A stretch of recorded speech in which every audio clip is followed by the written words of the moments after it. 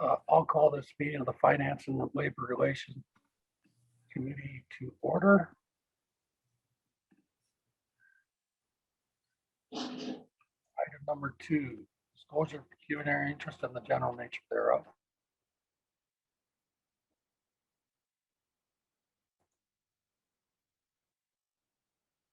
Seeing none. Item 3, delegations. We have 2 delegations. Item 3.1. Oh, Madam Clerk. The chair, prior to receiving the first motion to hear from Mr. Kaspersky, may we please have a motion to adopt the addenda to the agenda? Of course we can. Can I get a mover? Councillor Ritzma and Councillor Beatty. All those in favor? Carried. So item 3.1, a motion to hear from Mr. Kaspersky. Moved by Councillor Ingram, seconded by Councillor Burback. All those in favor? Opposed, if any? That's carried. Is Mr. Kaspersky available, Madam Clerk? Through the chair, yes, we are just working to connect him now. Thank you.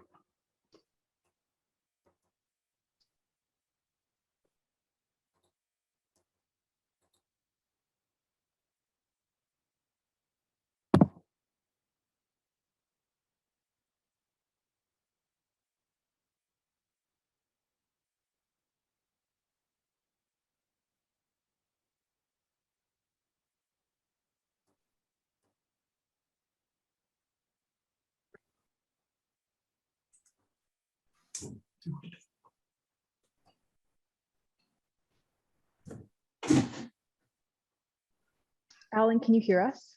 Yes, I can. Good. You go ahead whenever you're ready, Alan. Good afternoon, Mr. Mayor, City Councilors. Thank you very much for giving me some time to speak to what I hope will be not controversial. What I wanted to talk about is, and give you some examples, is the idea of open data. Quick history lesson. So in 1906, Francis Galton, who was the cousin of Charles Darwin, decided that he wanted to expand on his cousin's theories of natural selection. Unlike physical characteristics, which Darwin was focused on, Galton thought that abilities were inherently genetic. So he decided to test this. He went to the West of England Stock and Poultry Fair to try and see whether experts there were any smarter than the regular public. Because his theory was that only a select few people could run companies or lead governments. What he found, however, was a theory that began, say, more than 100 years ago, was the notion of crowd wisdom. Was that any large group of people, when they look at a particular problem, in the right circumstances, will come up with better answers and better solutions than any expert will. This has been shown time and time and time again to be somewhat controversial, but it actually works. But in order for crowd wisdom to work, you need data. The city of Stratford collects oceans and oceans of data. But how do you use it? I would suggest, and the subject of my email that I sent about a week ago would be that the city would be well served if they struck a working group to design an open data policy. And you'll see from the email, I've got some dates in there and how it would be composed and that kind of thing. Let me give you kind of a couple of concrete examples of why I think this makes a lot of sense. A friend of mine, working with a group of programmers, accountants, budget people, designed a system called Budgetpedia. I asked him to look at the budget of Stratford. He was kind enough to do that. He reached out to the Director of Corporate Services, who sent a whole bunch of data to him. And he did an analysis of the Stratford budget. It was really interesting and he had some comments to make. He feels that it should be made a lot easier to read for the average public. It was really disappointing to see only 24 people completed the budget survey this year. If the budget was simpler to read, perhaps that would be better. But one of the things that he found, and he pointed out to me, was the city of Stratford in this budget is anticipating an operating revenue surplus of between $12 and $14 million. I looked at that and I went, really? $12 to $14 million surplus? Wow. Well, except then when I reached out to city staff, they explained that that money went into paying long-term debt, went into reserves, went into a number of things. So I asked for some data. I asked for the last 10 years, what was the operating revenue surplus and how was it allocated? The CFO, the Director of Corporate Services, took some time, great deal of time, which I'm grateful for, and sent me the last 10 years surplus or deficit for the whole budget, which wasn't what I was asking for. Clearly, what my problem was is I misunderstood, or I didn't explain myself well enough. If that information had been on the city's website and available through an open data portal, I could have saved the Director of Corporate Services a whole bunch of time. I could have gone in, looked at that information, done the analysis I want, and then maybe asked some more pointed questions. On another occasion, I got in touch with the clerk's office and asked for what I thought was a simple piece of information. What's the population of the 5 wards, quote unquote, in Stratford? Still waiting. But I also asked for a lot of demographic information, so I could appreciate there was a lot of work, but it's not a great priority. I note that one of the items in the agenda today is the notion of the size of council, and that there's no definitive way to determine how big a council should be. Many courts and governments have wrestled with what's called effective representation. I would suggest that if demographic information was on the city's website, if data was available, people like myself could go in, do an analysis, and tell you that if the composition of Stratford City Council was applied to Toronto, they'd have 300 councillors. It makes no sense. That would just make any sense at all. The point being that if data is on the website, it's available, paid for by the public already, then you would have what's commonly referred to as a smarter city, but you would give people an opportunity to help make this a better community. Last concrete example. In Toronto, cyclists had a problem parking their bikes, didn't know where to lock their bikes up. A group of cyclists went out and mapped every place where you could lock a bicycle up appropriately, properly. And then they created a mobile app where you could go in, look up a location if you were going to a certain, intersection, where the closest bike parking spot was, if it was used or not used. And then if you used it, you go on the app and you'd say, right, it's now used. They created that at no cost to the city. It's being used, it's effective. Open data will allow you to do that kind of thing. It would allow more citizen engagement. It would allow more creative applications. And I would suggest it would allow for a better and a more livable city. So my humble request would be that the city create a working group, city staff and interested people from Stratford, to create an open data policy, an implementation plan. And I believe that could be done by Q2 of this fiscal year.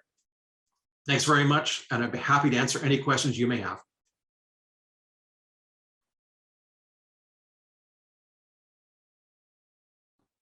Thank you, sir. Very good presentation. Any questions, Your Worship? Alan, you've been involved apparently in this topic for some time. Have you looked at the open data source policy that AMO is starting to work towards, encompassing all the municipalities? Do you see this as adjunct to that or in cooperation with?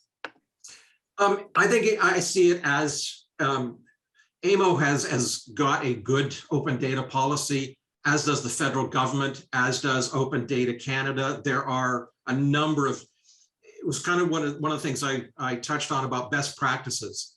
You don't have to reinvent wheels.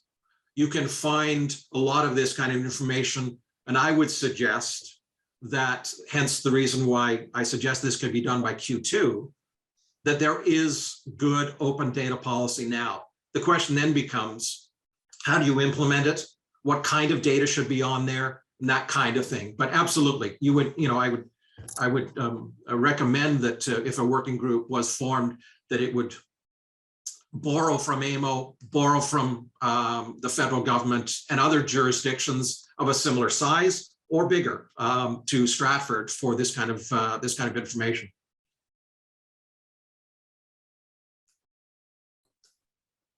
Thank you. Any other, Councillor Clifford? Yeah, I was just going to ask Ellen, is there a cost, like is there a computer program, or like what do you perceive as, I know you have the working groups, but obviously there's like a financial cost to some of this, or is there? There can be, because data has to sit somewhere. Now, I would suggest, I mean, if I don't know the ins and outs of the city's, data infrastructure, its IT infrastructure. If you have to add hard drives, if you have to add that kind of capability, you may have to do that. You may not have to, because there may be, lots of capacity. Staff time certainly be part of it. But one of the other nice things about it is that if you have an open data policy, that the public can create data, can create tables, can create all kinds of things, then you'd need a process to obviously screen all that, make sure it's appropriate. So there would be a cost to people, resources at the city. That would be part of the working group's mandate, is to find out what that would be. There are also grants available that you can apply for federally and provincially to develop these kind of systems that hopefully would offset any kind of initial cost. But there would be, like any cost to the city. The question then becomes, if it's there, would it pay for itself down the road with increased engagement from the population, for helping, as I mentioned, being able to do an analysis about why a award system is a good idea or not a good idea, as opposed to having city staff do that kind of thing for someone who requests it. Thank you. Councillor Vasilakos? Oh, I'm quite interested in the concepts of open data, more from just, I'm going to point out that maybe not leading with Galton in terms of referencing. Well, it's not funny. He was a genetic eugenicist. So it would be really great if we could reference someone a little more current on the idea of crowdsourcing and not as objectionable. Thank you. Then maybe I'll point to Nav Singh, who's a senior partner at McKinsey in Boston, who would suggest to you that smarter cities need open data as a way to engage creative ways of making cities better. If that, I didn't realize he was a eugenist, I apologize for that. He was the founder of the term eugenics, and Nice.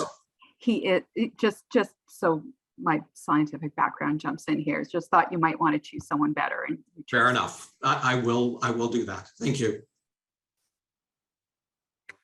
Thank you. Any other questions? See none, I'll thank you for your time and your very excellent presentation, sir. Thank you very much for your attention. I appreciate it. I'll move on to item 3.2. Request for delegation by the Stratford and District Chamber of Commerce. Could I get a motion to hear from Mr. Matthews, Councillor Ritzman, Councillor Henderson? All those in favor? Opposed to any? That's carried. Is Eddie Matthews available, Madam Clerk? Through the chair, we are just working to connect him now. Thank you.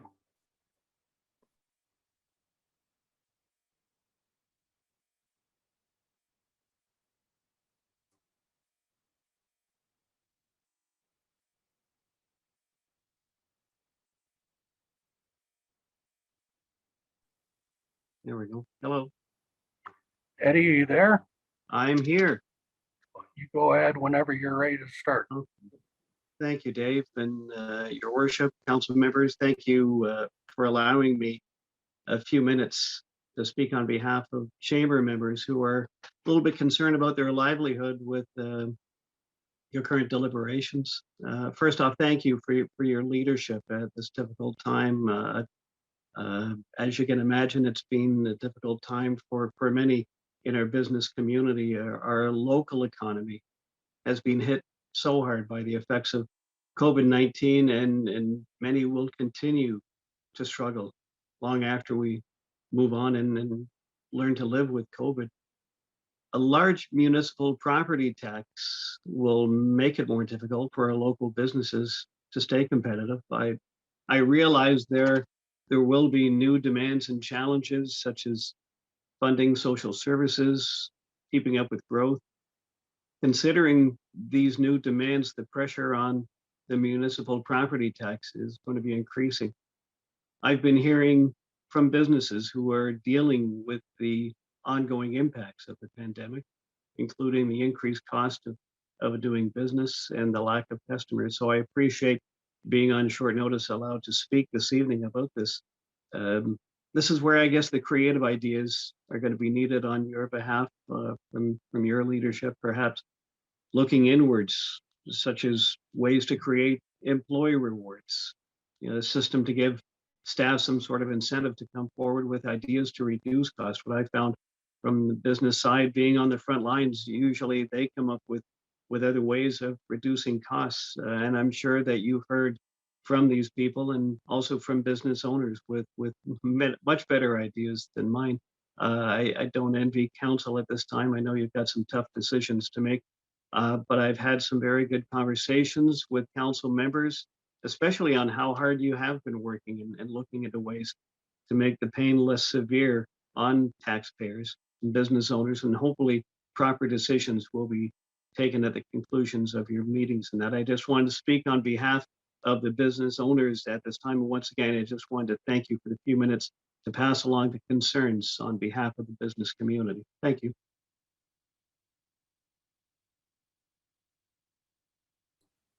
Thanks, Eddie. Does anybody have any questions? Councillor Clifford. Eddie, I was going to ask, is there any group that's been like particularly like hard hit? Is it hospitality, or like could you as hospitality has been the main industry, not only around here, we're more susceptible because we have a greater amount of it relying on things like the festival. And yes, they are struggling, and but I'll give them this much, we've had a few closures, and after each closure or lockdown or restrictions, they've said this can't go on. Yet we've had further restrictions, and many have persevered. But that sector has been hit so hard, and many are just hoping that we'll have a good season, and that it's going to be easy for people to get across the border. Some of the calls I had today, especially, were about the QR regulations that are in place, and hopefully there isn't that much red tape, so that we can invite tourists to our city and show off our city and get some good economic dollars in from our tourists. But yes, Tom, and yeah, the hospitality industry has been hit so hard. If the chamber can do anything as well, by all means, please call upon us. I know Tom's been terrific to deal with on our board and that, but if there's anything we can do, please reach out, and I'd be happy to help out in any way. Thank you. Any other, Councillor Seven? Thank you. I was just wondering, Eddie, what would be an ideal scenario as far as the budget deliberations go? Like, is there an ideal scenario for from a chamber perspective? Good question. We've been hearing basically from and I'm not picking sides or anything. Some from the business community have been wondering why their voices haven't been heard. And I don't know the process on why that is. But if there's a way of getting more into it, and I know that you've reached out, on social media to ask for the public's advice. I'm not sure why they have not yet answered that call. In that respect, Cody, the chamber is basically just wanting to pass along what this means to the business community right now, and that many are sitting just on the verge of having to close their doors. Okay, thank you. Thank you. Anything else? Seeing none, thank you very much for your presentation and bringing your group's concerns to us, Eddie. Thank you, Council. I appreciate it very much. Okay, we'll move on to item number 4, treasurer's update. Carmen.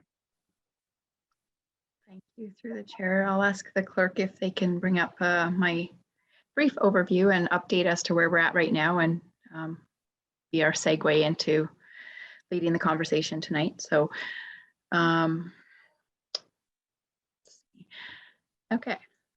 So really, we're just here to, for today's objectives, to continue our deliberations. We'll start with a summary of what we've approved to date, as well as continue reviewing the divisional budgets and providing any additional information for council regarding specific line items or any other items identified by council. Today's update also includes some additional information that had been requested at our last meeting around the airport capital plan, capital forecast, some additional information on the status of our long-term debt, and some information requested on the duties for climate change coordinator. So we'll just touch on those items briefly as well. And then again, touching towards the end of the evening, I believe, on the capital project listing. And then ultimately taking recommendations from this committee to bring the draft budget as amended to an upcoming council meeting. So those are the objectives. Whether we get through them all tonight or not, I'm not sure, but we'll go with that as our goal. So updates. So this is just some of the things that have happened since the last time we got together.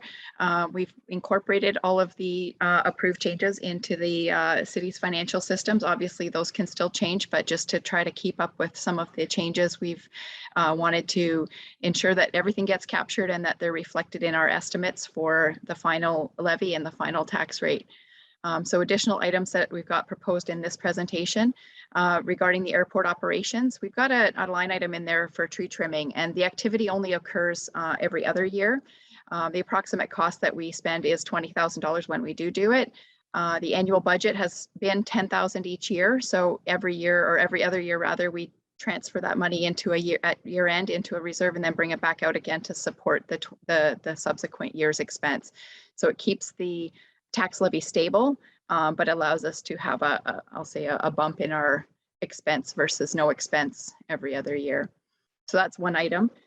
Another thing I'll bring to the attention of this committee is that when the 10-year capital forecasts were initially created by staff or updated by staff, they did focus primarily on our core assets that are part of our asset management plan and assets that we require for our day-to-day operations. There also includes items from our development charges study and growth related plans.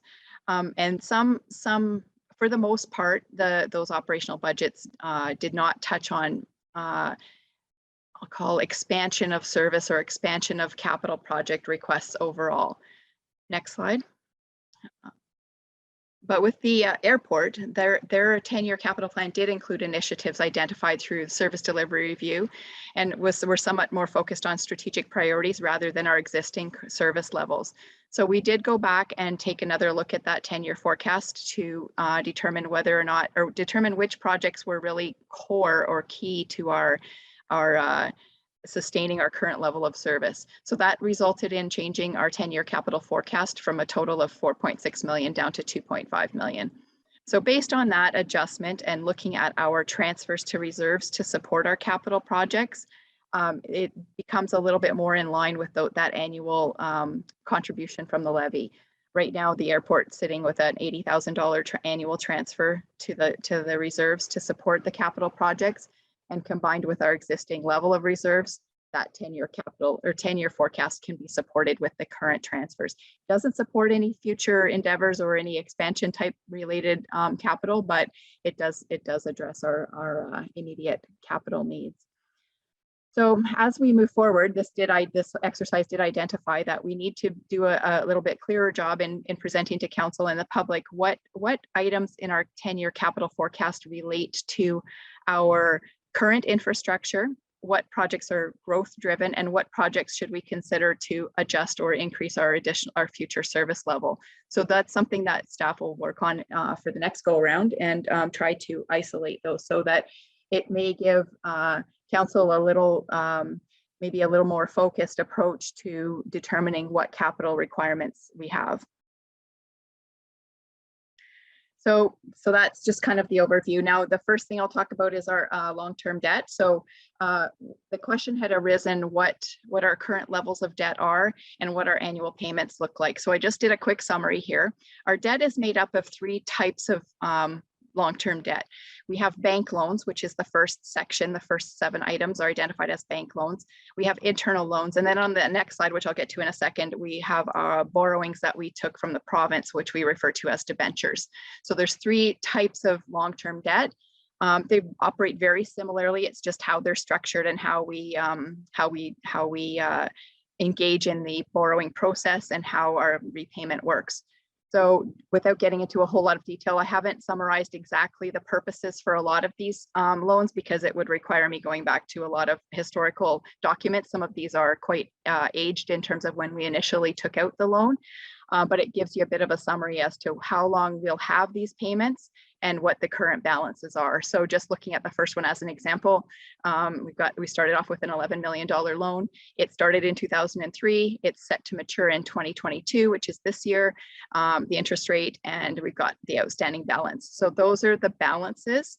And then if we move to the next page, this is the summary of the debenture piece. So these are all the loans or the borrowings we've taken out with the province of Ontario through Infrastructure Ontario or through OCFA was another program that we had. So some of these, you'll notice with the descriptions on the debentures, they're a little bit more expansive than on the bank loans, but some of them are allocated amongst various different divisions in the organization. So rather than specifying which pieces are paid for through which divisions, I've just included an overall summary here. So as you can see, most of them have an upcoming maturity year. That extends past the next couple of years. So going into some of them, 10 or 20 years down the road. But we're sitting with a total outstanding long-term debt of about $54 million that started off as a total of 125. Those were obtained obviously over different time periods and whatnot, but as we sit today, we're sitting with 54 million in total debt. Next slide. So this breaks down into approximately $9.9 million in annual payments. Now, what that's made up of, there's 2 things there. The current existing debt, the $54 million shown there, that includes or excludes rather the approved debt that we're looking at taking on as a result of 2021's projects that were debt financed. So we're starting off in 2021, we had $7.6 million in annual payments. 2021 debt is going to add the additional 2.2 million, which this number should be a little bit familiar because we've talked a little bit about this through our budget process. So a total debt repayment annually of about 9.9 million. And just to break it down a little bit further, this is split between what's levy supported and what's user fee supported and what comes from development charges. So I just wanted to break down that whole summary there. And if there's any specific questions about specific loans, I may have to take that away as far as the status of something that's had a specific purpose, but that just kind of gives an overview about where we're sitting with total debt versus annual payments versus how they're paid for through, whether it's through user fees, levy, or development charges. Next slide. So the next couple of slides, we talk a little bit about a climate change position. So again, another item that council had tasked staff with to come back with a little bit of more information on what that climate change position that we've talked about will look like. Again, it's strictly for information. This isn't a fulsome job description or doesn't include every aspect, but it's to try to give an idea of some of the areas that this position would be responsible for. So primarily coordination and implementation and supporting our greenhouse gas reduction plan and associated climate change initiatives. It'll look at expanding the city's capacity to build our knowledge and provide services and implement initiatives that contribute to operational and institutional changes suited for the city. The position will also support city departments and report to corporate leadership team and council on the progress of city-related climate change initiatives. So that's how this city is seeing this position evolving. Next slide. So it will also assist in providing a climate change mitigation perspective as we start to develop our asset management strategies, and also any integration with any of our other approved strategic plans and things like that. So it's building that integration. Knowledge and experience in the areas of greenhouse gas emissions and reductions will be a key criteria, and also demonstrating an understanding of what climate change issues are and sustainable development within the context of our municipal government structure. It would also directly report to the Director of Infrastructure and Development Services. So this is really just to give the committee and council an overview of where this is going to go and what we see this position looking like. Again, it's subject to a lot of different variables at this point, and one of the big ones will be what's out there when we put it out to market and we go to advertise for the position, what we receive back in terms of qualifications, but that's certainly the overview of the position. So back to the numbers part, my favorite. This is the summary of where we're at right now. So last year, we started off with the 63 million. We're currently sitting just a hair under $4.5 million as far as a proposed increase. And the total taxation levy would be for 2022, 68 million at this point, if we proceeded as is. So what does that look like? Next slide. What does that look like in terms of our total? Again, we started off before we left the gate at 10.5. When it got in front of council the first time, it was at 8.6. We're sitting now at 7.8% levy increase, which reflects all of the decisions that have been made to date. And that translates into 5.1% on an average household tax rate increase. So it's about $20 per month or $246 annually on a house worth $350. Again, recognizing that that may not represent everybody or all people, but just to give an idea of that impact. So next steps for tonight, we're going to look at our further amendments to the draft budget as I've identified here. So I'm going to be looking for a motion to adopt the things that have been identified in this presentation. And we're going to look at further amendments through our deliberations today, and looking at specific initiatives or projects or line items that council wants to talk about. And then finally, looking at our anticipated bylaw approval for February the 14th, if we're able to get through all of that this evening.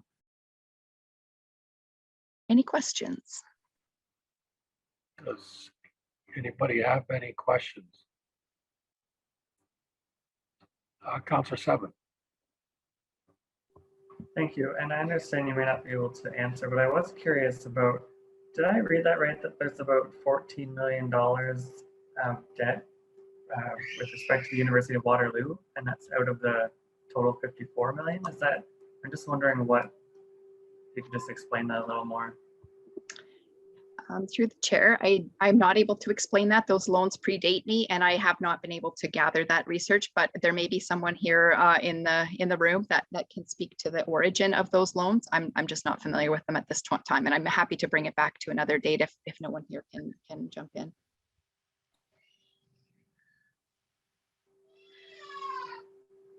Okay, I don't see any hands up.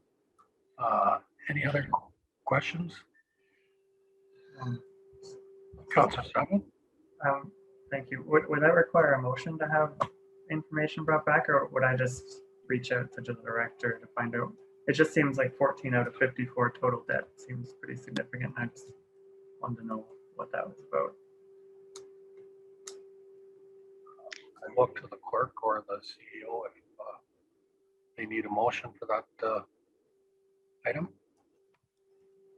I'd move that the staff bring back a report, as it's, or Councillor Seven could move it, but it's in relation to the Cooper site and the development of the campus. So I'd second Councillor Seven's motion if he wanted to make it. Okay.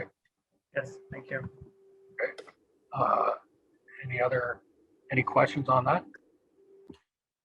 I'll call the question. All those in favor? Opposed, if any? That's carried. Any other questions, Councillor Burback? Thank you. Thanks for your presentation, Carmen. I'm just wondering, in regards to long-term debt, what then would be the percentage of increase that would be representative long-term debt of the 5.1 increase that we're seeing in the tax rate? What percentage of it would be an increase in the interest payments to long-term debt? Through the chair, just to clarify, the percentage relating to interest, do you mean? Or principal portion, or? Yeah, just the increase in payments, sorry. Okay. So based on my initial breakdown, it's looking like it's about 3%, 3% of the levy change. So 3% of the 7.8.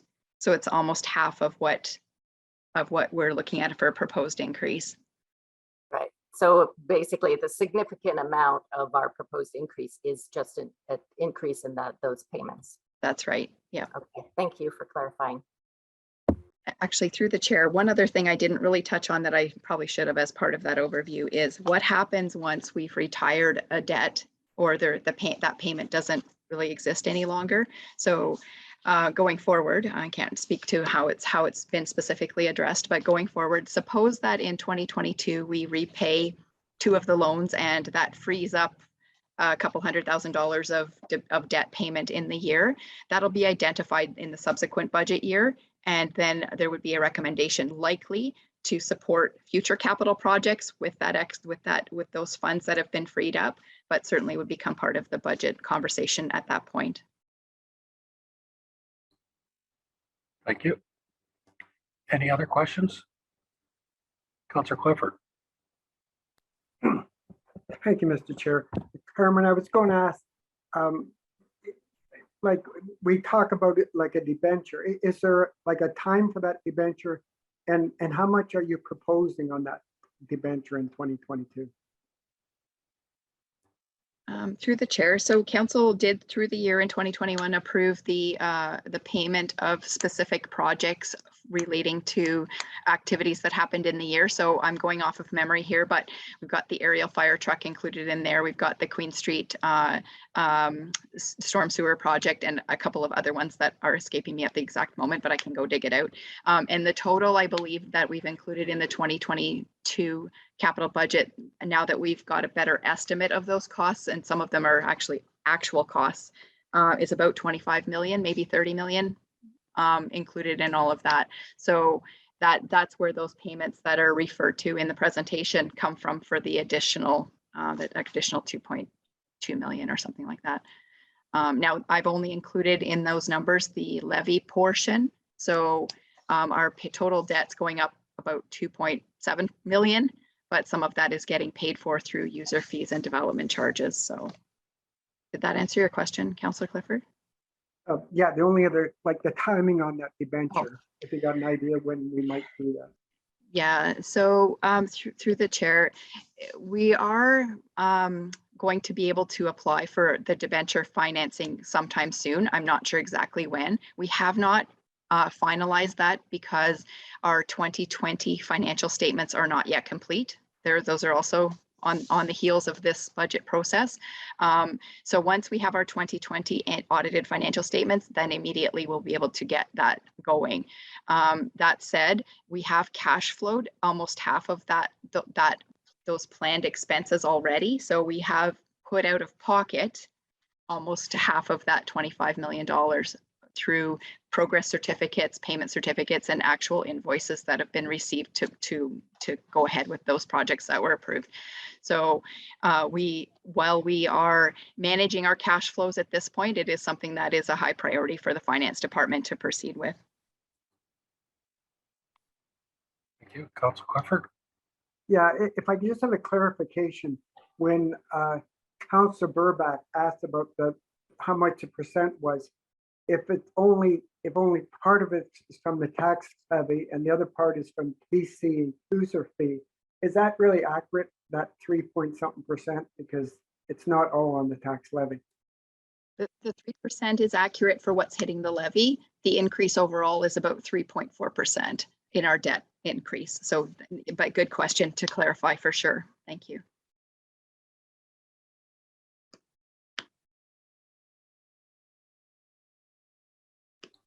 Anyone else?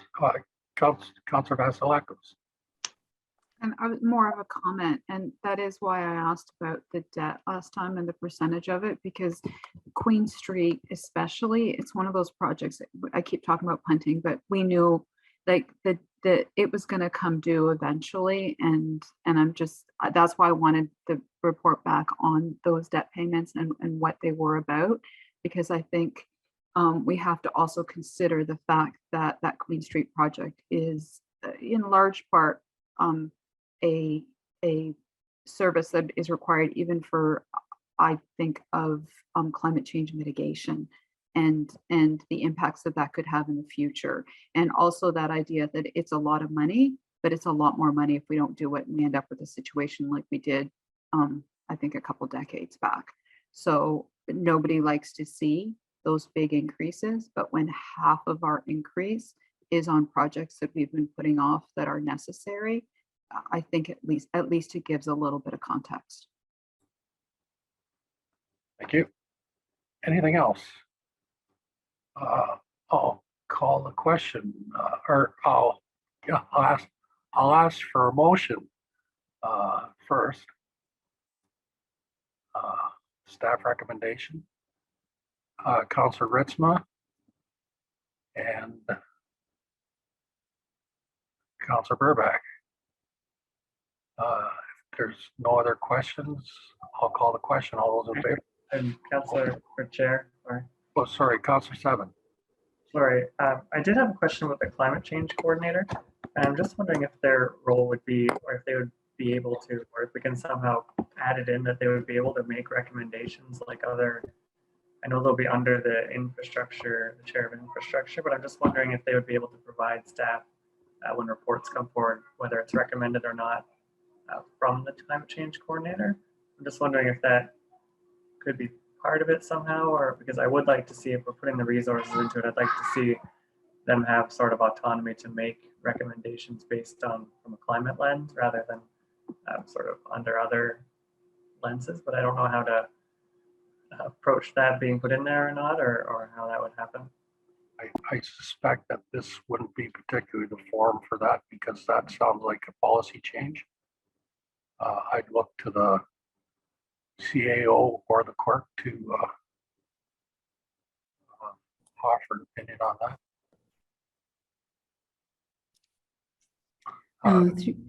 Through you, Mr. Chair. With respect to this new position, again, it will be working closely with staff. And as we build our knowledge and capacity, it won't rely just on this position making climate change recommendations. We are intending to build our capacity and knowledge and expertise in this so that it just becomes embedded, just like accessibility issues are in our day-to-day activities. Thank you. Council Seven. Thank you. Okay, so I will call the question. All those in favor? Opposed, if any? That's carried. Item 5, report of the city clerk. 5.1, request to reconsider size of council. Does anybody have any questions, or does somebody want to make a motion?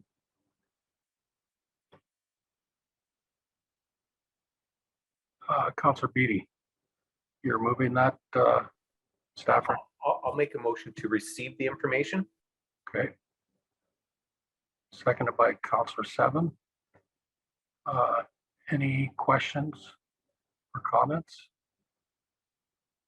Seeing none, I'll call the question. All those in favor?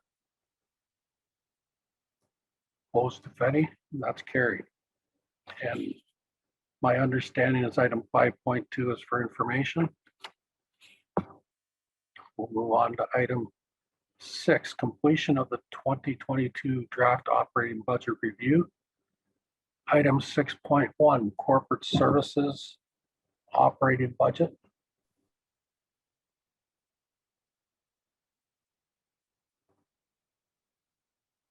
Does, Thank you through the chair. So I'm going to be looking for a little bit of direction from the chair as far as how we want to navigate through this, whether it goes similarly to the last few. I'm happy to take any questions or identify any specific areas for questions if anybody has any. will do. So under the corporate services headline, does anybody have any questions or anything they'd like to ask about? Or I don't see any hands. Oh, Councillor Seven, go ahead. Thank you. I had a question under the information technology, so IT, just regarding the full-time salaries and wages. Sort of it looks like it's, I know the consultant fee has disappeared, but it's almost a doubling in the full-time salaries and wages. I just wanted some more information on that. Carmen? Through the chair, if I could defer to the manager of IT to top in and explain that a little further. Of course. Naeem? Are you there?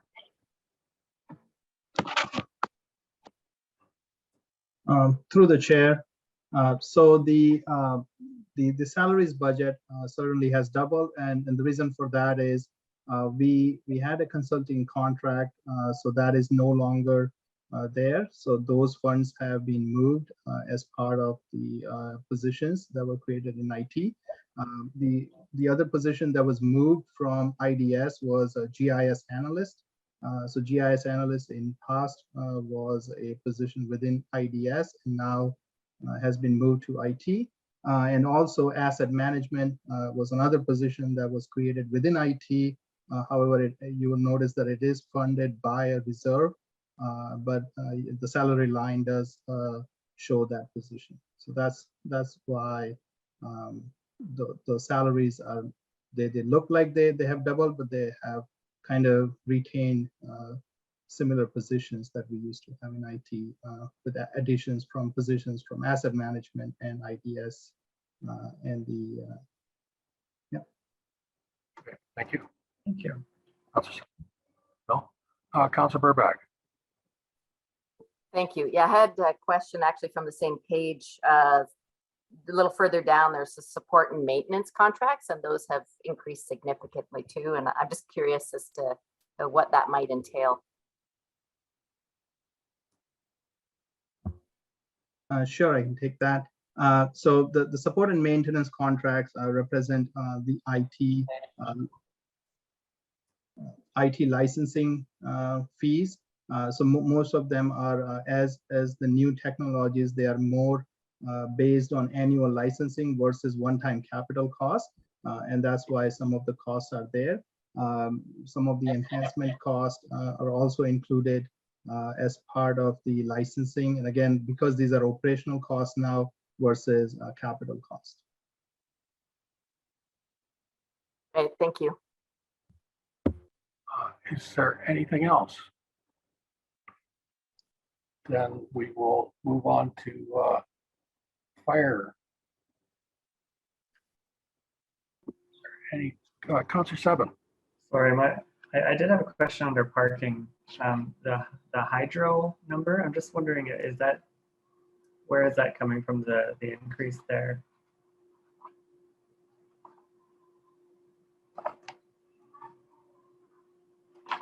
Madam Clerk? Through the chair, I see that the deputy clerk has joined. Oh, yes, of course. Sorry. So through the chair, the slight increase in hydro, we did take a look at the hydro costs that we've been incurring over the last little while for our pay-by-plate parking machines. It was coming in slightly less than what we had been budgeting, but we did include costs for 2022 in the case that we move forward with any electric vehicle charging station expansion. So that would cost included there it involves both the pay-by-plate machines and the electric vehicle charging station. Thank you. And if I do have something else after somebody else, so thank you. Councillor Clifford. Yeah, I was just going to bring to the attention of council that the Stratfords of the world, that they have postponed the conference that they were going to have in Stratford. So I don't know how that would affect, like we've asked for an amount ever since 2020, so we won't be using that for sure in 2022. So I'd like to ask the acting director, would that have any effect on the budget? Through the chair, yes. Just give me a moment here while I get that out.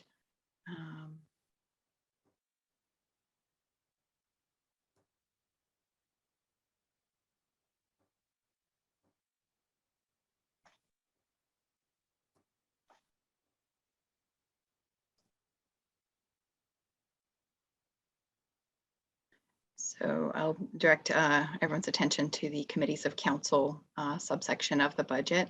So in the proposed budget, we've got, pardon me, Stratfords of the world. So we've got a change in the operating budget to reflect that particular gathering. So we could look at reducing the budget accordingly if that event has been postponed. And then that would have an effect of, let me just get the exact figure here, but I want to say it was 15,000 on the net, 10,000 on the net budget. So, and I'll get the exact figure for our adjustment, but it's approximately $10,000 if we make that removal of that event. There's some funding sitting there that's been set aside in the reserve from fees, registration fees that have been collected that will offset some of those costs, but that there was a net change to the levy of approximately 10. Thank you.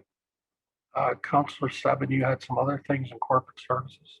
Thank you. Just one last one. I'm looking at the industrial land servicing page and the number for contractors and the interest on, well, I guess the long-term debt is probably to do with the Queen Street, but I'm just wondering about the contractors. Maybe that's also to do with Queen Street, but I just want to ask about that. Bear with me for just a moment through the chair. I will get that exact information for you. So yeah, so those we had an additional increase to the proposed expenditures relating to removal of topsoil on a specific parcel that I think that the director of infrastructure could speak to a little bit more articulately than me. But there's certainly the levy impact is not there because we were planning to utilize the reserves to pay for that removal of the topsoil and just allow for the development of those parcels to continue.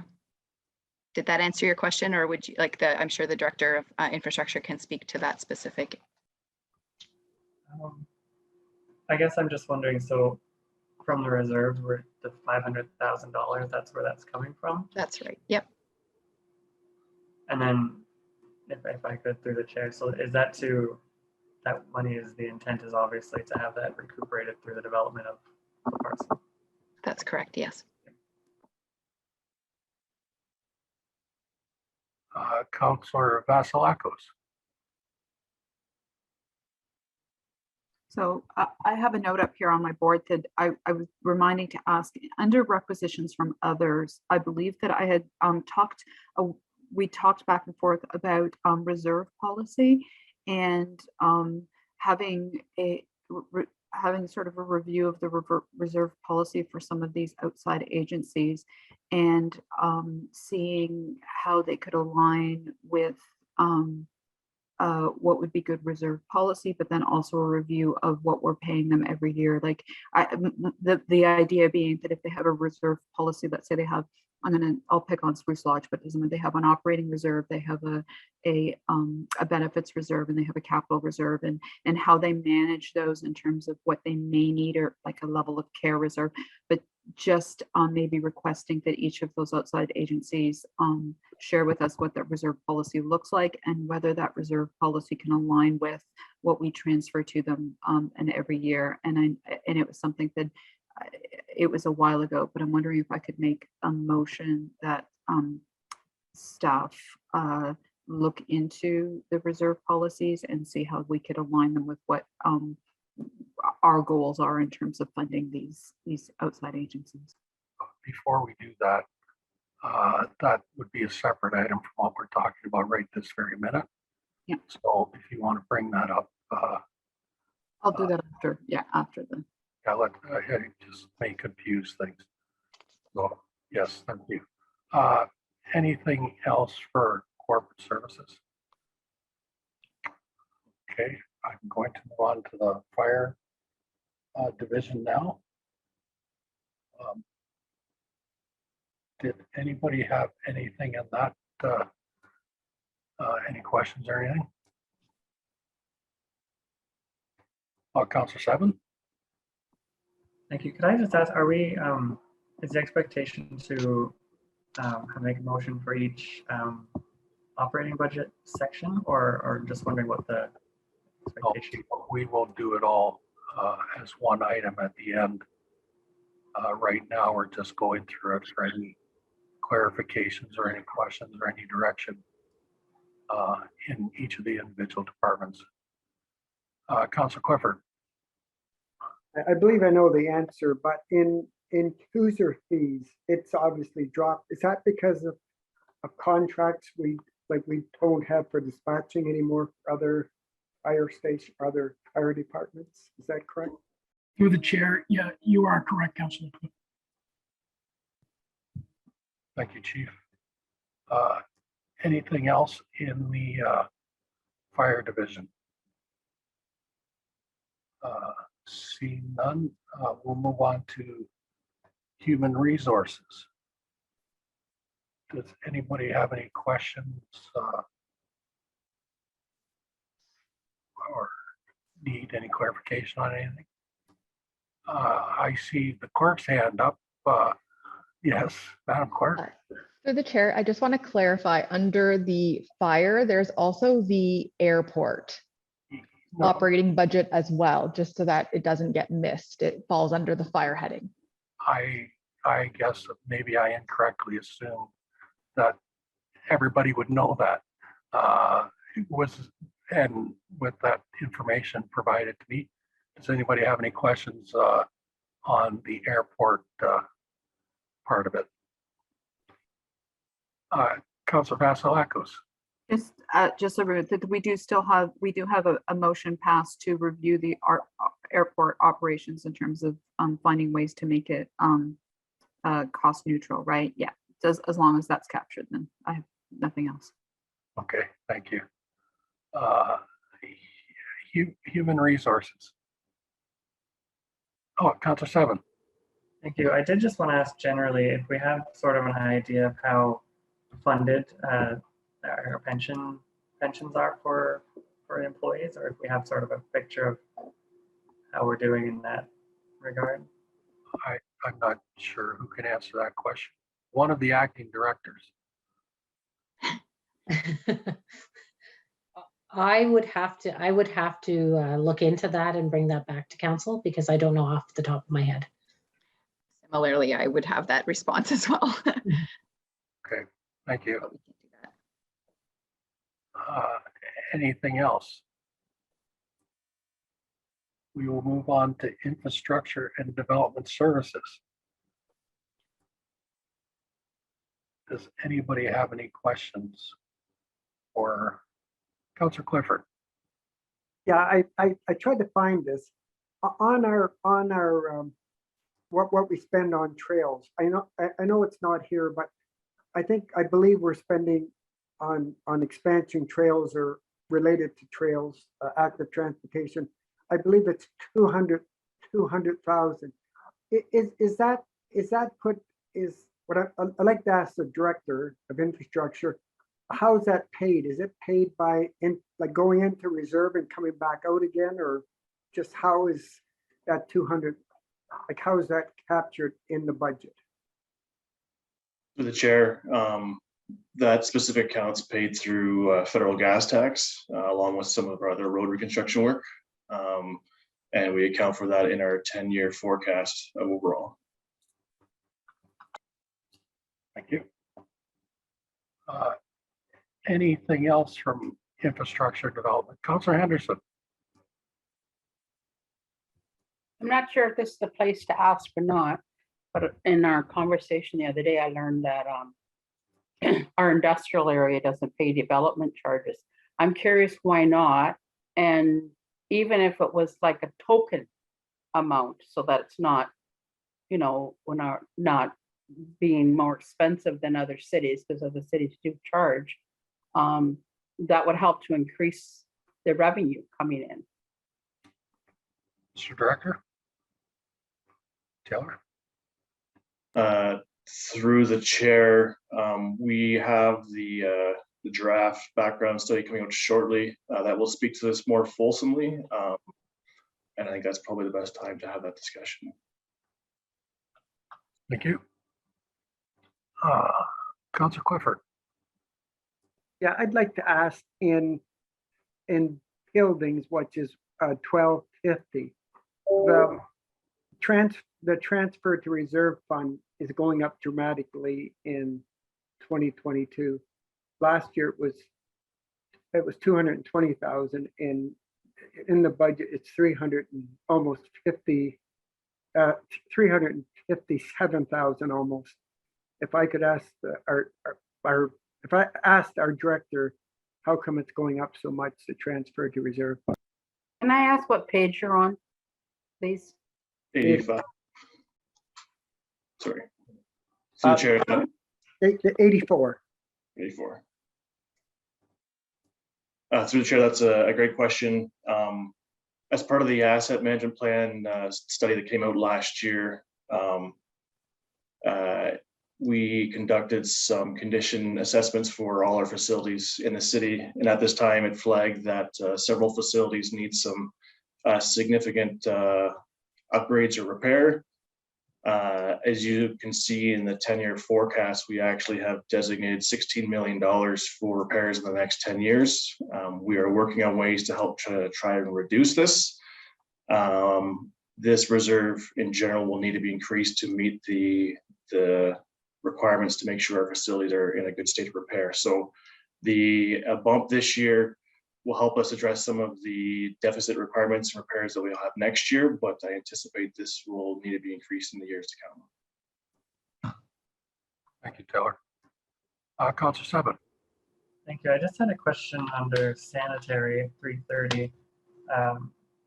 Sanitary collect, the full-time salaries and wages has gone up significantly. This might just be another case of transferring from one to another, but I just wanted to clarify.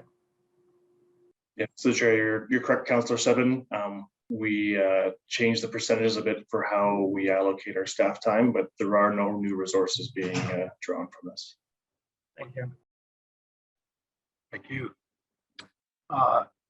Anything else? Oh, Councillor Clifford. Yeah, on page 96, engineering. Right at the top, well, yeah, right at the top of 96, our service charge revenue. In 21, it was 54,000. We've only budgeted 24,000, which we budget also in 21. But I'd like to ask the director, how come it was so high in 2021? Was that a grant or something? So the chair, I'll start, and I might refer to the manager of engineering to follow up with this. This account specifically addresses our municipal consent. So when any time a utility would like to do work in our right of way, we get a fee in return for service. The 5-year average for it more reflects the $24,000. So I try to average it out over the long term to see what we'll likely anticipate in a given year. But if the manager of engineering is available to speak to why there was a bump in 2021, that would be great.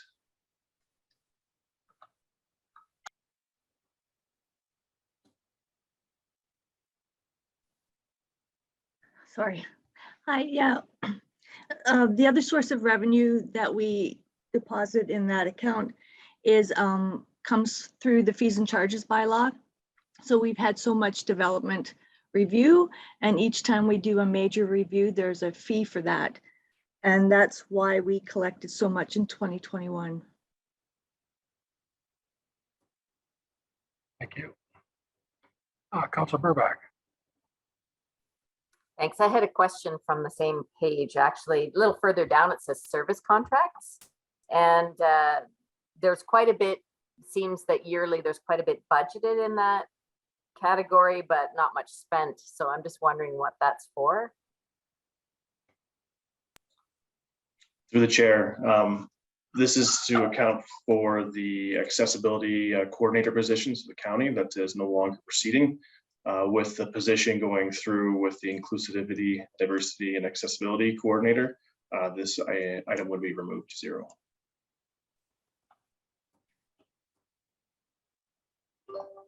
Councilor Burback. Okay, yeah. So then do we just cross it off, or how does that work? I'll leave that to the acting director of corporate services. Through the chair, if I could just clarify, so and this is for Taylor, maybe possibly Joan, but if we're looking at like getting out of that service contract, when would that occur? Like how much of it should we really leave for 2022, if any? And certainly we can make an adjustment to that number if we're not going to be proceeding at all. Taylor. Through the chair to the director of corporate services, at this point, I'm not aware of any monies been spent towards that contract. Sometimes those associated fees, when we've had recently in planning, we've actually accounted for under our own planning budget. Thank you, Taylor. So just to remind council that we did already make some adjustments to the proposed budget for the accessibility coordinator to only include 50% in the wage adjustment. So just bear that in mind, but we certainly can make an adjustment to that line item if it's not going to proceed here, and we'll do it through our wage line. Did anyone wish to make a motion to adjust that, Councillor Henderson? I just want to speak to that. We haven't had an accessibility coordinator service with the county for, well, over a year, I thought. So that 28,000 that's budgeted, and or maybe that's why it was only 2,721. Maybe it was the beginning of the year that we lost them. So that 28,000 will be removed from the budget then. So that's another 28,000. We've reduced it. I think the Chief Administrative Officer has some insight on that, Councillor Henderson. Thank you. Through you, Mr. Chair. Yes, Councillor Henderson is correct that we do not have a contract with the county for sharing of an accessibility coordinator. The amount that is identified in the past for this contract, with the approval of council to hire a diversity and accessibility coordinator, we would be moving that 28,000 over into that budget to offset part of the salary for that position moving forward. And if you look at the expansion request, you should see an amount in there identified that is being moved from this line item into the salary to offset if that new position is approved by council. So my understanding is it's in two places right now? That 28,000? Effectively, yes, through the chair. So is it been totaled twice? Through the chair, could you clarify what you mean, Councillor Henderson? Well, if we've got it under the expansion and we've got it under here. So I thank you. I think I understand your question now. Since we've prepared this budget, not certain in the direction in which the expansion requests were going to go, now that we've got some direction on that, this can be removed and will reduce the requested levy accordingly. Okay, thanks. Perfect. Okay. Councillor Burback, did you want to make some sort of motion on this item? I will if that's necessary, yes. Yes, I think it is. Can I get a seconder for that? Councillor Henderson. Any questions? So you understand the motion, Madam Clerk? Through the chair, yes, I do. Okay. I'll call the question. All those in favor? Opposed, if any? That's carried. Anything else? Councillor Clifford. Yeah, I'd like to ask the director on page 114 on 420, it's got the interest on long-term and principal long-term. Is that basically all on like Queen Street? Is that what we're talking there? Like the extra, it went up considerably.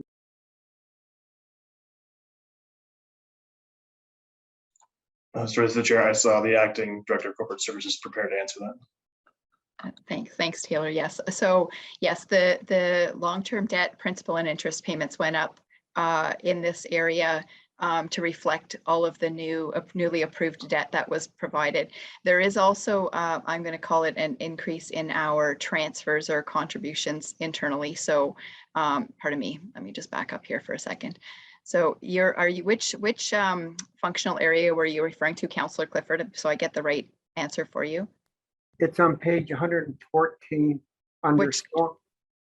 Okay, yes. Storm, Yes, so absolutely, that is what that is about, is the Queen Street project primarily. You will also note, though, that in the so that's the portion relating to so the increase of approximately $1 million from the prior year represents the levy-driven portion of that project repayment, and then equivalent also for the interest as well. So the interest has gone up as a result of the Queen Street project, an additional well, it's almost doubled it from the prior year requirements.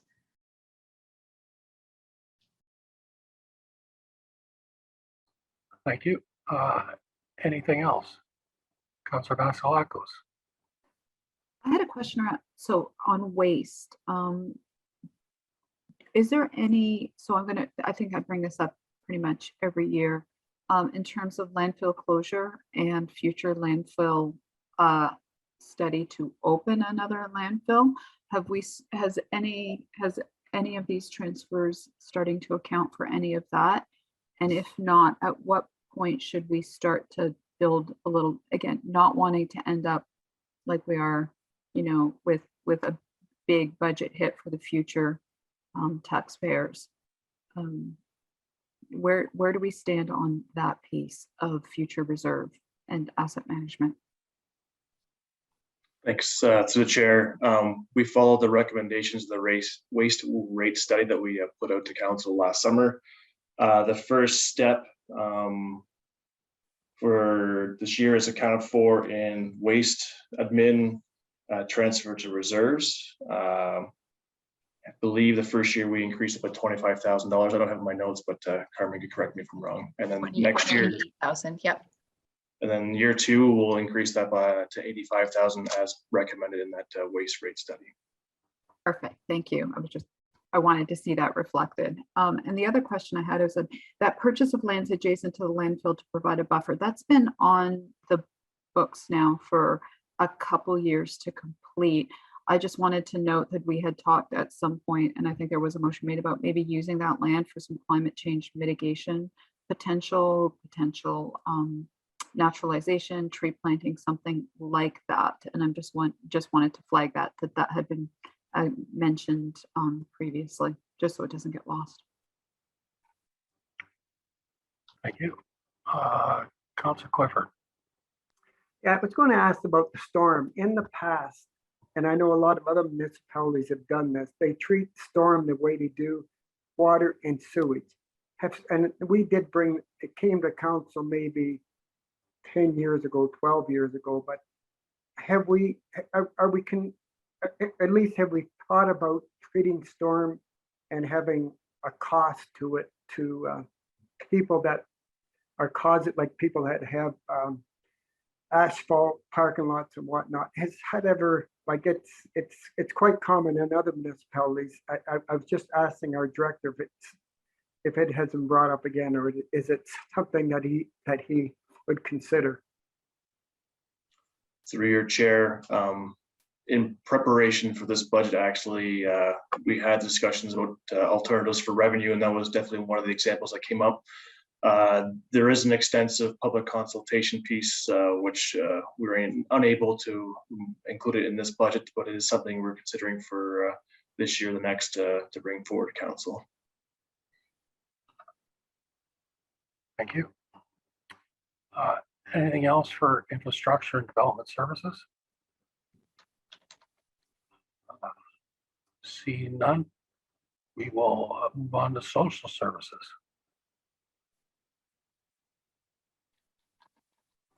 Does anybody have any questions or the need for clarification on anything?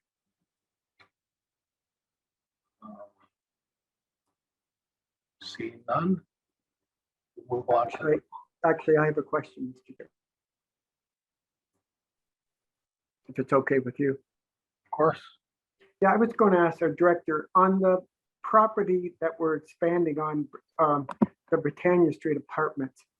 Do we have, is it going to start? I understand there was a grant that was given and we had to start at a certain time. Is there a starting date on that project and a completion date? That's what I'd like to know. And the reason I'm asking is because we have both in the budget here, we have both interest costs, both principal and interest, and also income. So is there a start time and a time that it will be occupied? Thank you through the chair. The start date, we are due to have shovels in the ground the 1st of February, and I'm just going to look for my housing manager as to the proposed end date for completion of construction, but I believe it's early next year. Thanks, Kim. Through the chair, yes, we're anticipating March of next year for completion of construction.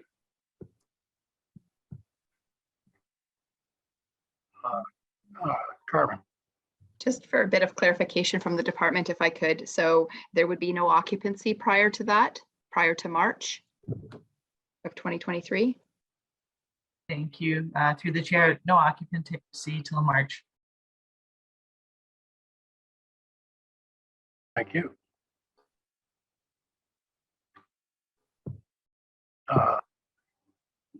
That answers your question, Councilor Clifford.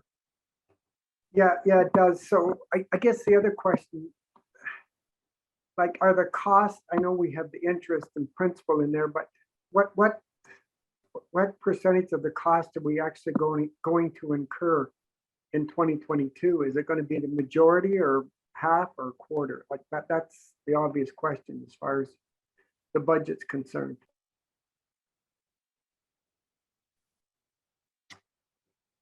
Go ahead, Carmen. Through the chair, I think I see where you're headed with this, Councillor Clifford, so bear with me while I try to answer it as best I can. The amount of the operations and the amount of the revenue that's expected was presented the way that it was so that council will get an idea of the net levy impact of this particular project. I think that from a borrowing standpoint, we would likely be looking at taking draws mid progress or mid construction. So we would have some principal and interest component in there.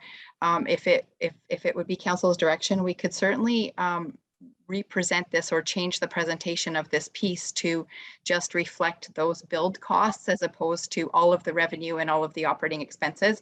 It was just a little bit more, I'll say, favorable in the sense that the impact was reduced by the rental revenues overall. So I'm not sure if that fully answers your question or not, but. Councilor Clifford.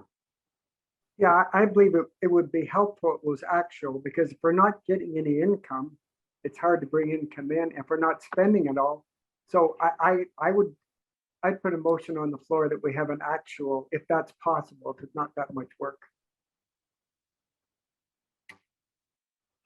Councilor Ritzman is seconding that motion. Yes, I am. Thank you. The clerk has made of that motion, made a note of that motion? Through the chair, yes, I have. Okay.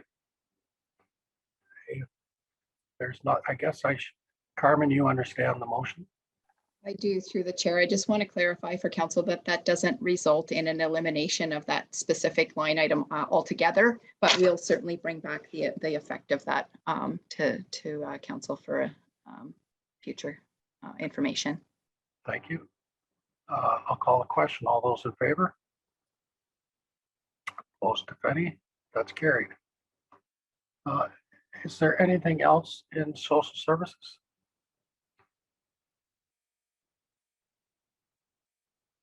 See no other hands. Stratford Public Library.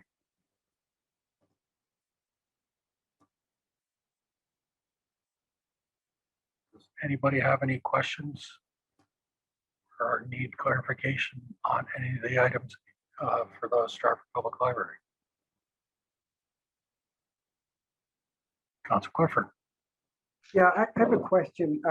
It's obviously because of COVID, it's January, it's been partially closed or closed. You know, has that had any effect on the budget in a positive or in a negative way? I'd like to ask our person in charge of the library what effect January's had on the budget. Certainly, through the chair, there has been really no impact. The library does not generally bring in a great deal of revenue from having the library open, aside from a small amount that's related to room rentals, which of course have not been taking place because the library staff have needed additional space to maintain physical distancing requirements for staff for things like eating lunch. We also have not seen a reduction in the expense because, of course, we haven't been working towards and maintaining 7-day-a-week operations as much as possible. And programming has moved to online. So even though some of our staff are not on the desk serving people at all times, we have moved the programming online so that still all of the early education programs and ongoing literacy, small business support programs through our makerspace, all of those things have been online and have received a really positive attendance. In fact, a lot more than a lot of the things that we would otherwise have had. So they have seemed worthy endeavors to continue. So there's been no budget movement either way. Thank you, Julia. Anything else? I don't see any, so we'll move on to Stratford Police Services. Does anybody have any questions for the chief or deputy chief?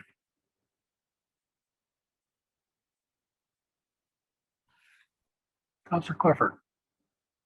I believe I've asked this before and I think I got an answer, but I don't remember.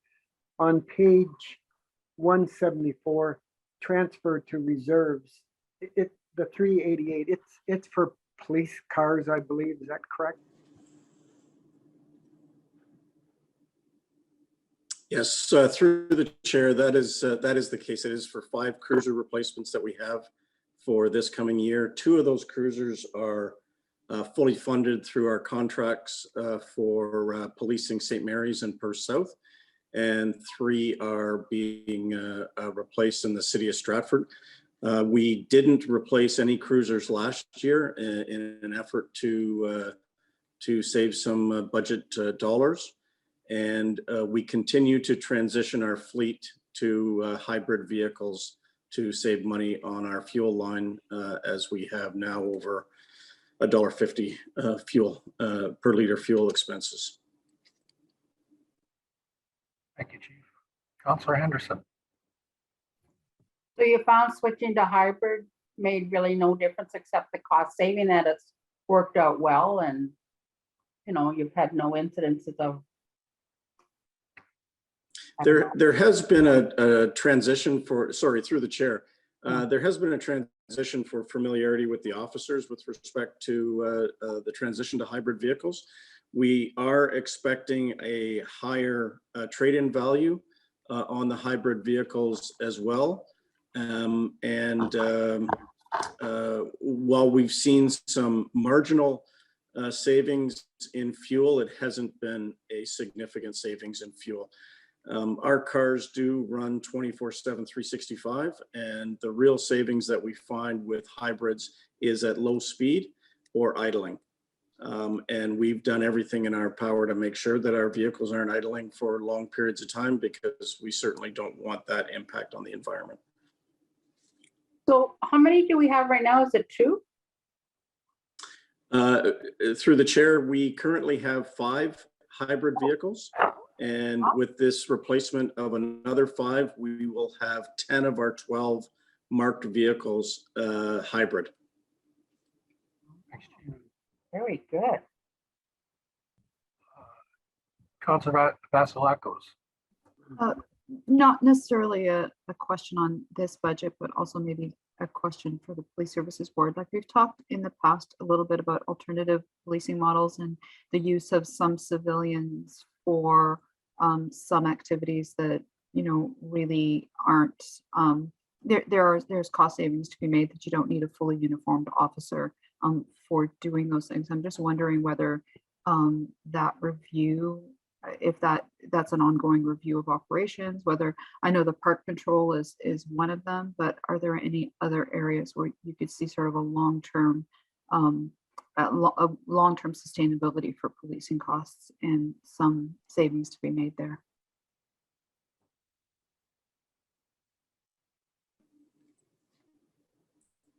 Chair, are you looking for somebody from the board, or would you like me to handle that?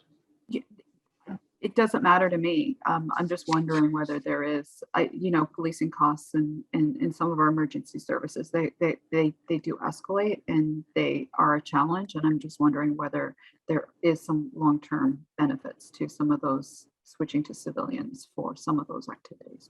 As chair of the board, I'll defer to the chief, realizing some of his comments would be tapered because we're in open session and they deal with labor issues that are collective bargaining. But chief, over to you. Yes, thank you, Mayor, and through the chair.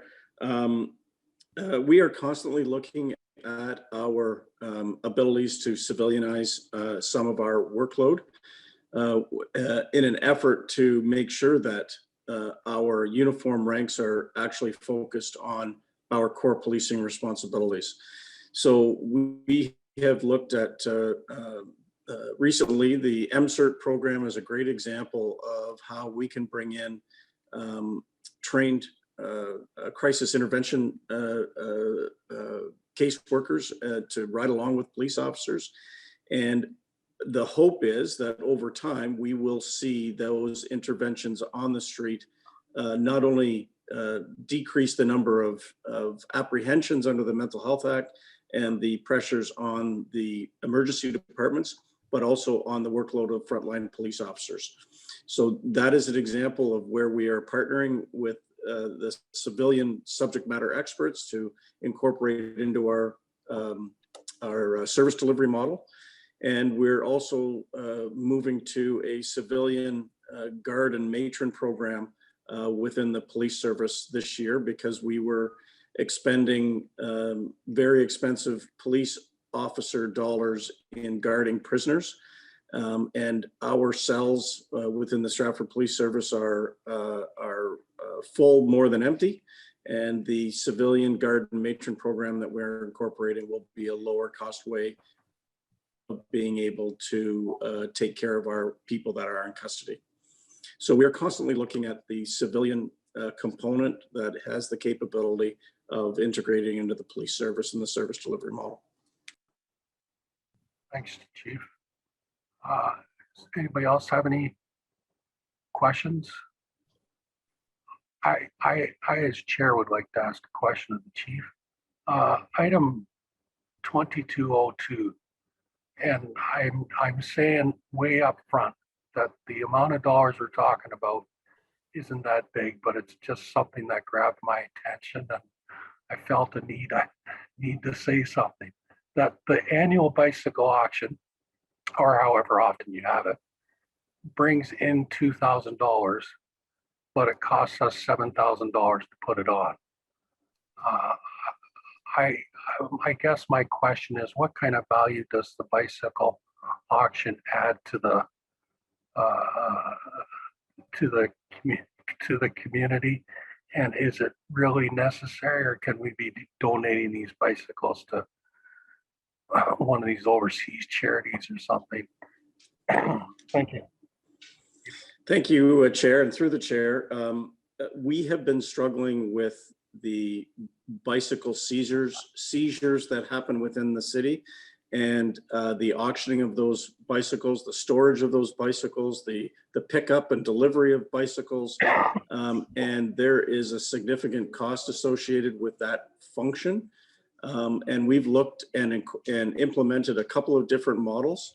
And as you will see, we are trying to get away from expensive police officers doing a lot of the labor associated with it. And we're trying to offload that to non-police officers through agreements to be able to store and auction off these bikes.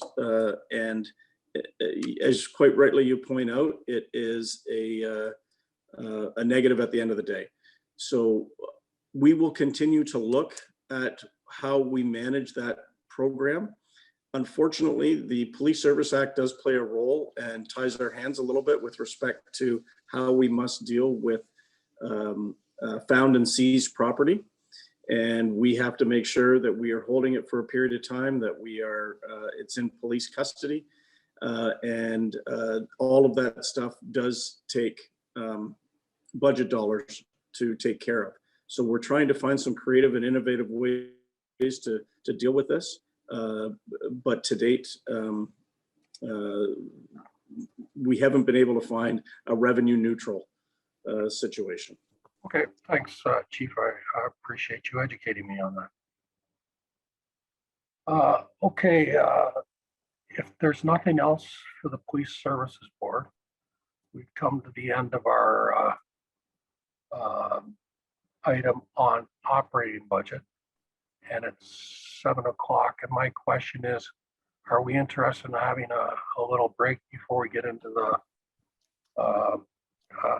draft capital budget review, or do we just want to plug ahead? Show of hands if we want a break. Then if it pleases everyone, we will take a 10-minute break and see you back here about 10 after 7 or thereabouts. Thanks, everybody.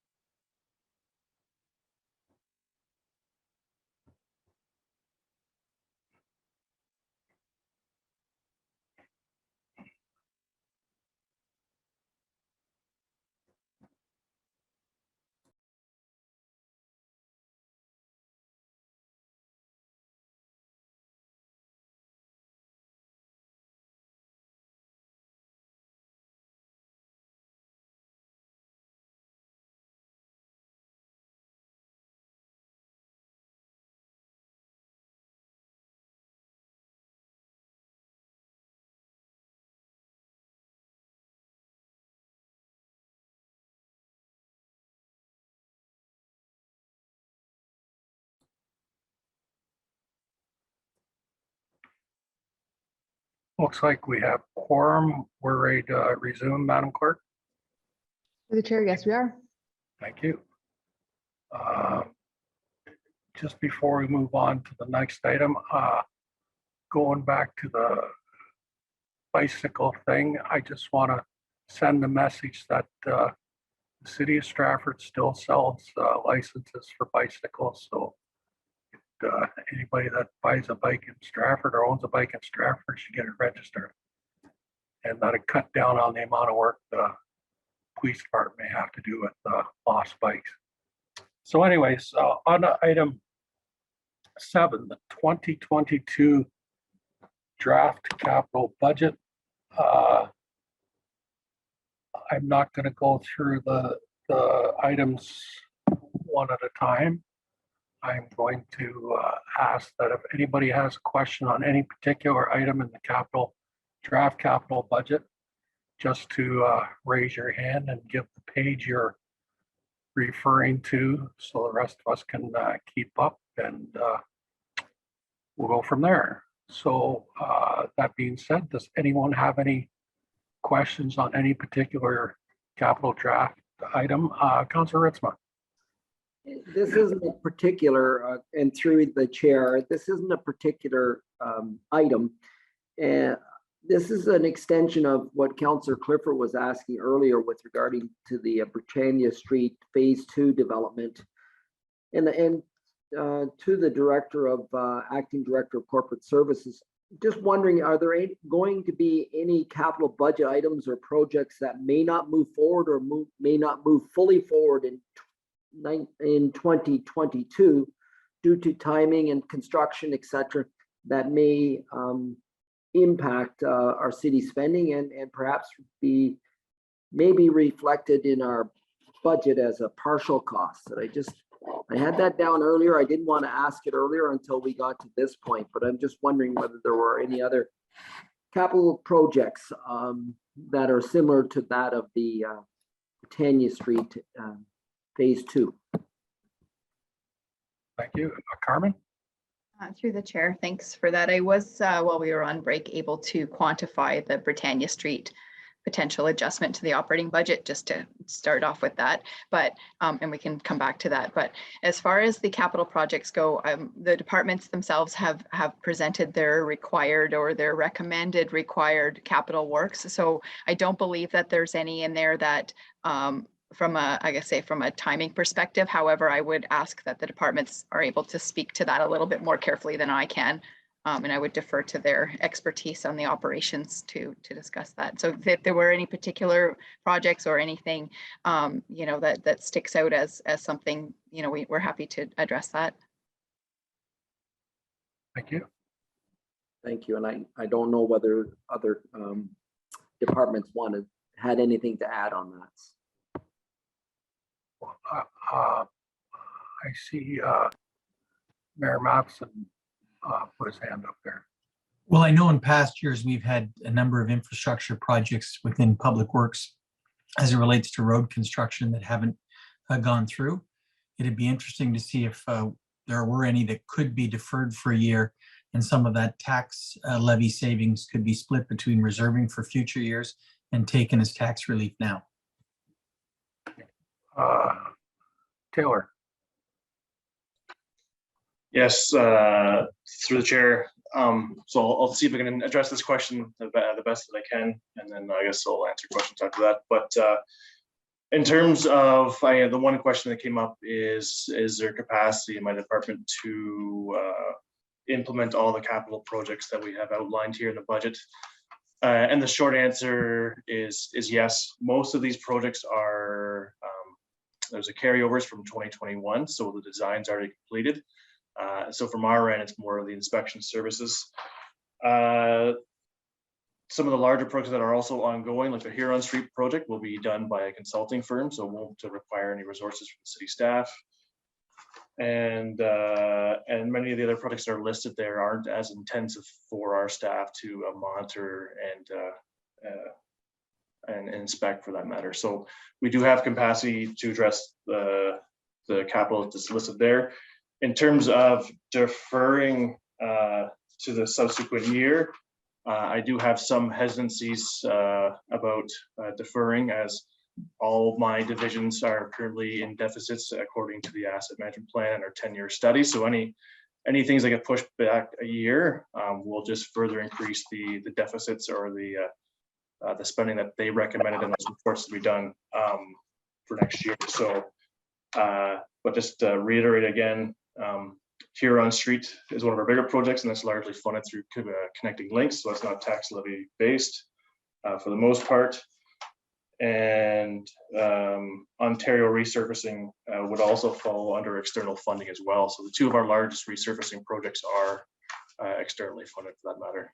If there's any other questions. Thank you. Councillor Clifford.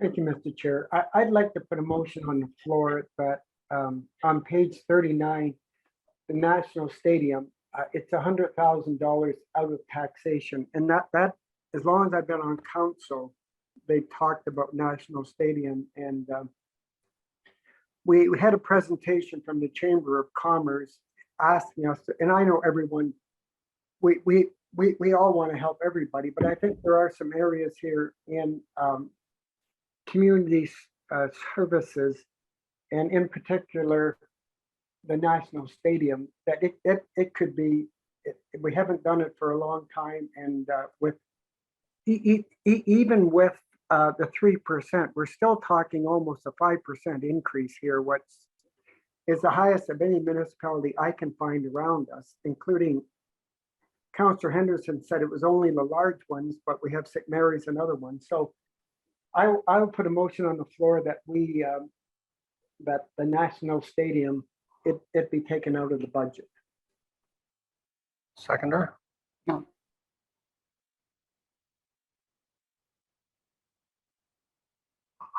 Councillor Seven.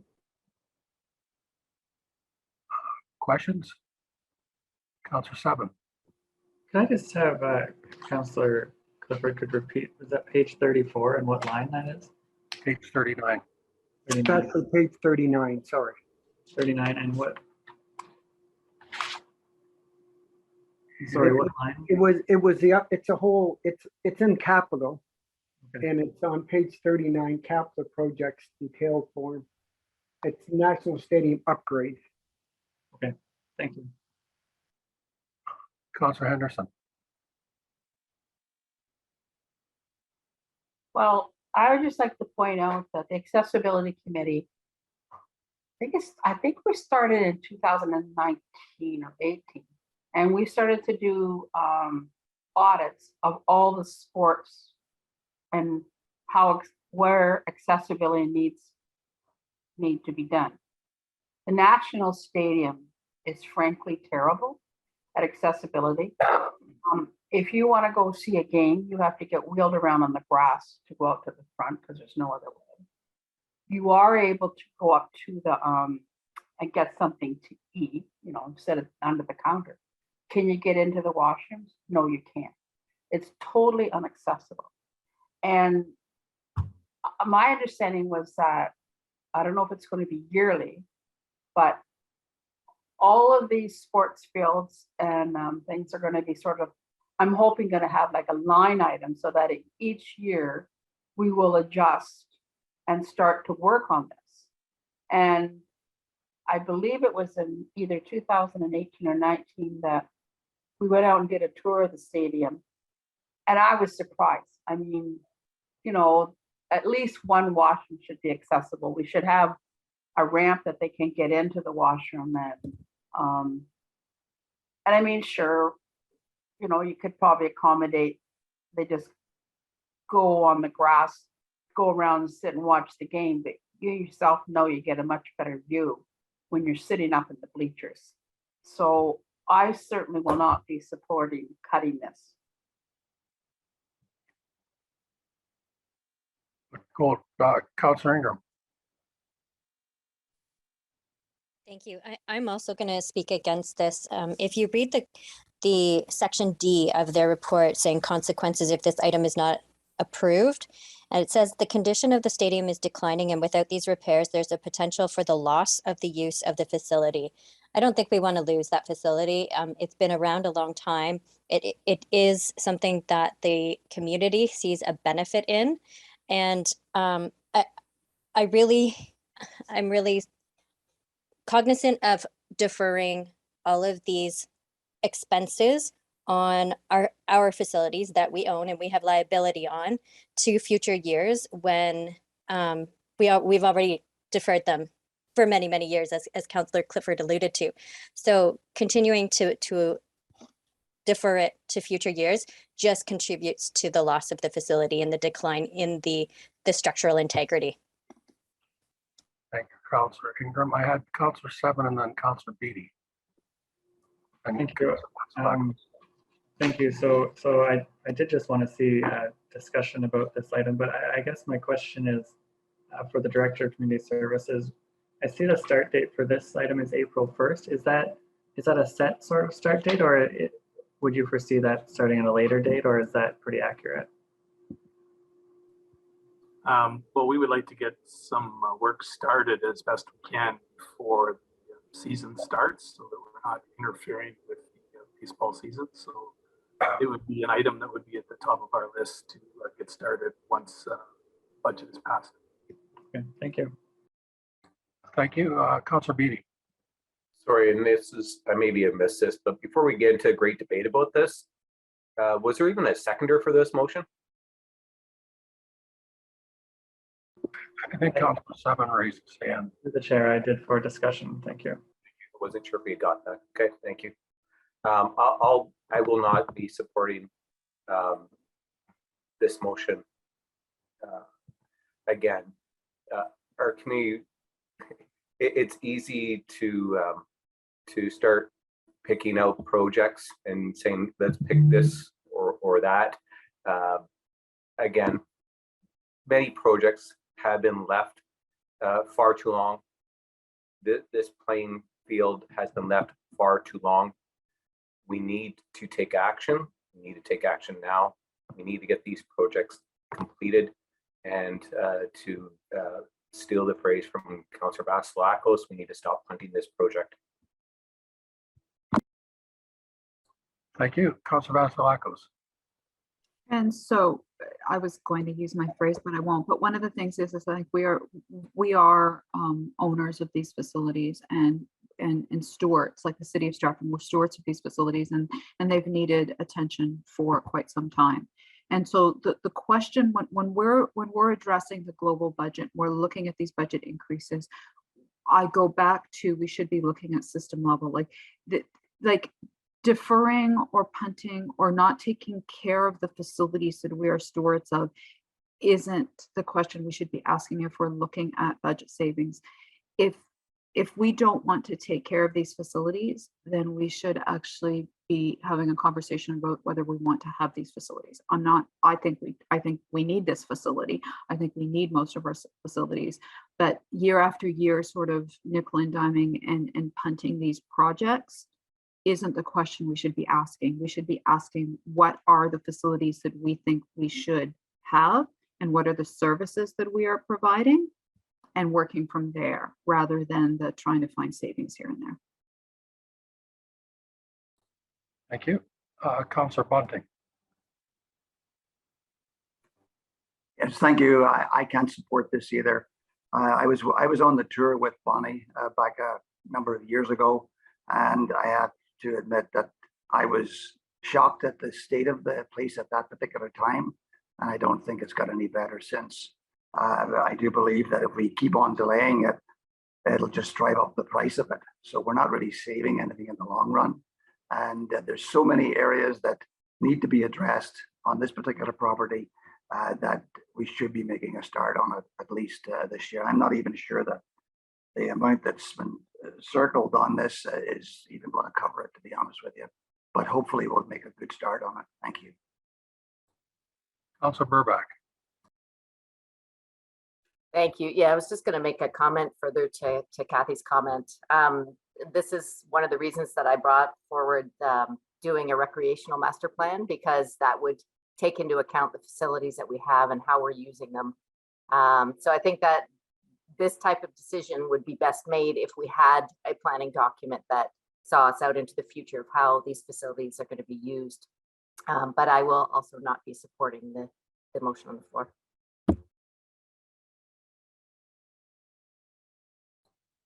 Councillor Ingram. Sorry, one point I wanted to make that I neglected to the last time I spoke. Just in terms of accessibility, we have to remember that as a municipality, we should be a leader in making our facilities accessible for all people and inclusive for all people. And so deferring a project that is clearly in need of those types of items is not in our best interest. Thank you. Councillor Henderson.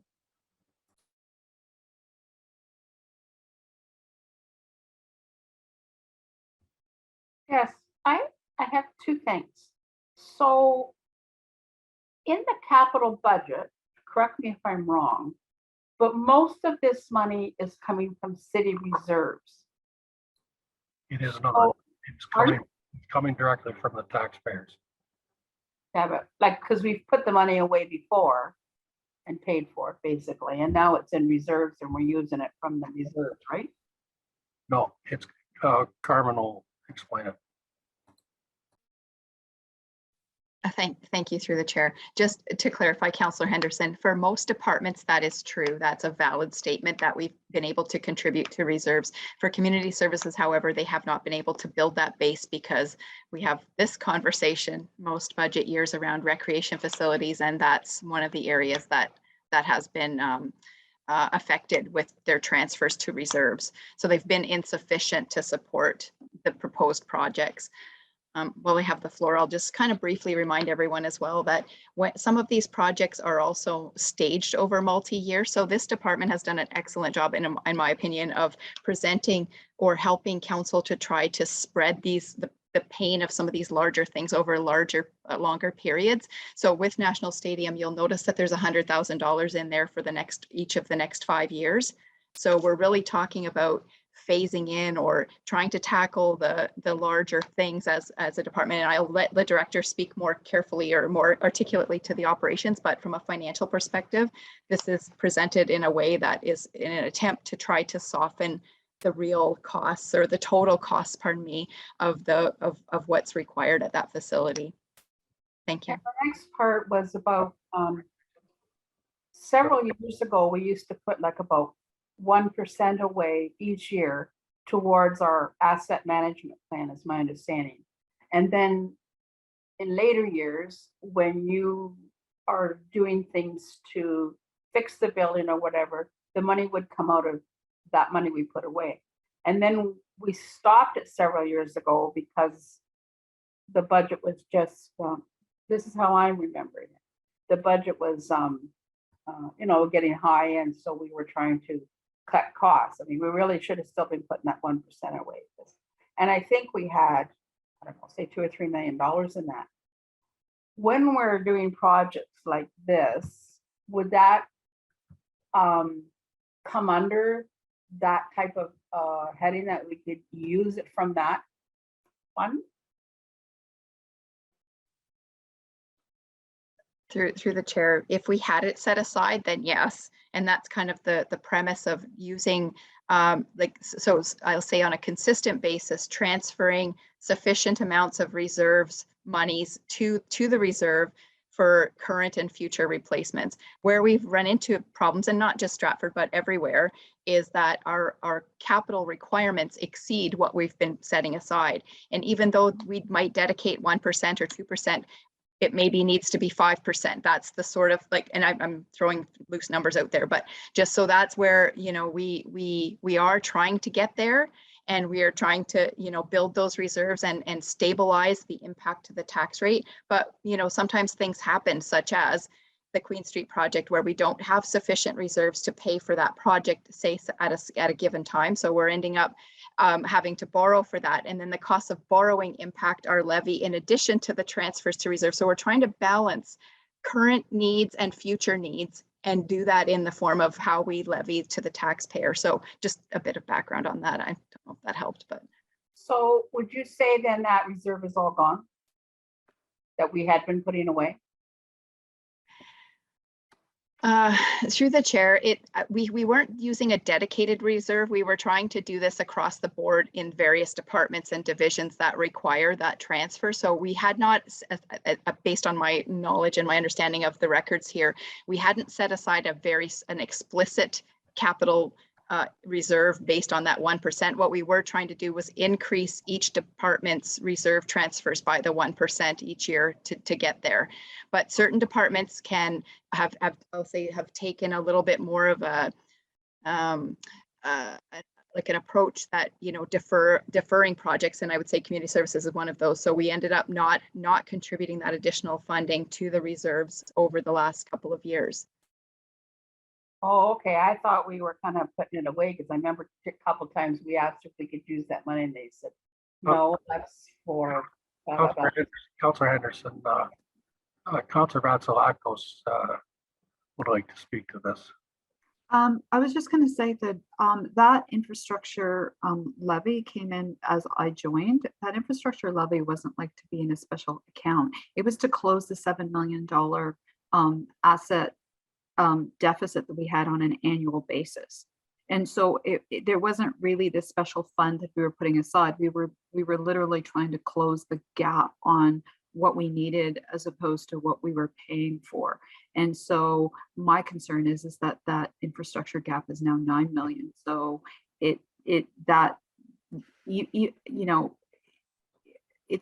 there's no magic to it. We should be increasing our reserves across the board so we can close that $9 million gap over time. Thank you. Councillor Ritzman. Yeah, and two pieces to add to that. This facility, along with all our other recreational facilities, play an important part in our community. Two important parts. One, that of sports tourism that we know is important, and we are expanding in that world. And also, it's plays an important part with encouraging participation of our citizens and being physically active, which is not only important for physical activity, but mental health as well. So certainly these recreational facilities do need our financial support. Thank you. Thank you. Councillor Seven. Thank you. I just wanted to clarify, I won't be supporting the motion. I just wanted, for discussion purposes, I think it's important sometimes to have a discussion. I wanted to hear the thoughts around it, and Councillor Clifford and everyone's thoughts around it, but I won't be supporting the motion. Anyone else? I'll call the question. All those in favor? Opposed, if any? That does not carry. Does anyone else have anything from the draft capital budget? Councillor Clifford. Yeah, I'd like to put a motion on the floor that on page 47, that we take out the Milton Kennedth Court reconstruction. And I understand that pickleball want more, they wanted things there, but I'd like to make, if we're gonna, like, I am a bit disappointed that and obviously everyone's happy with this tax increase, but it just seems to me that everyone, like, we do have, we've always had opportunity. I've never seen a council like this council that accepted everything that staff gave to them and didn't want to help the average taxpayer at all. So anyways, I'm disappointed, but anyways, I'll put on the floor that we take that project off on page 47, the Milton Kennedth Court reconstruction. Do we have a seconder? Councillor Henderson. Any questions or discussion? Councillor Henderson. Well, when I read that it repaired deficiencies and unsafe conditions of the existing surface, I don't see how we could not do it. People are going out there to enjoy themselves. They don't want to be tripping and falling.